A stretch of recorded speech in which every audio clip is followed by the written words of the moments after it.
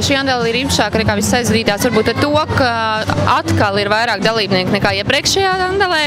Un tādēļ katra andele, kas ir nākamā, ir īpašāka nekā iepriekšējās. Un šoreiz mums ir 900 gardrobas, 900 dalībnieces, kas iztirgo savas gardrobas. Cik es atceros, piedalos jau no kaut kādām pirmajām andelēm, kuras jau bija lielās lielveikalos. Un tas ir tāds baigi fifīgs, tāds meiteņu pasākums, kuru vienalga vai tā patīk šīs lietas vai nē, tu vari reizi šajā ceturksnī izbaudīt, paaugstināt savu sievišķību, tā kā liederīgi atdot to, kas tev nav vajadzīgs, un dabūt varbūt kaut ko vēl foršāku vietā. Tas ir tāds vērtīgs piedzīvojums. Andelē piedalos jau otro reizi. Pirmā reize bija Barona centrā, ko nevar salīdzināt ar šo grandiozo pasākumu, kad šeit tiešām meitenes ir ļoti, ļoti daudz. Pasākums fantastisks. Visas meitenes, tiešām lielākā daļa ir padomājuši par noformējumu. Arī mēs esam padomājuši tā, lai mūs atpazītu un lai tiešām redzētu, kur mēs esam un būtu pamanāmas.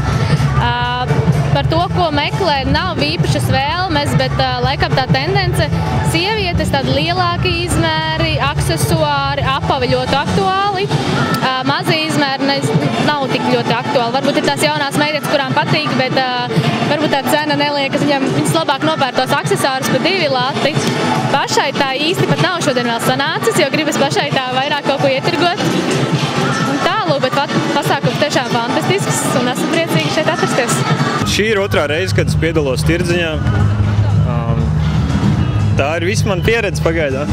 Kad cilvēki meklē kaut ko oriģinālu, kaut ko interesantu, jo nevelti tās saucās pērļu medības, un es pieļauju, ka doma ir tāda, ka šeit ir iespēja nomedīt kādu no tām pērlēm, kuras savulaik jau ir tā kā atrastas kā pērles, un līdz ar to te ir tāds labs apkopojums no daudzām interesantām lietām, kuras nevienmēr var atrast veikalos. Es domāju, tas, ko cilvēki arī meklē. Ļoti daudziem pircējiem jau ir izveidojies tāds, jau zināmās pārdevējas. Viņi zina, viņai ir mans izmērs, mana gaume, viņas jau pirms tam sazinās un zina, kurā vietā tā pārdevēja ir iekārtojusies. Tā kā pat pārdevējiem tāds lojālais jau klientu poks izveidojies.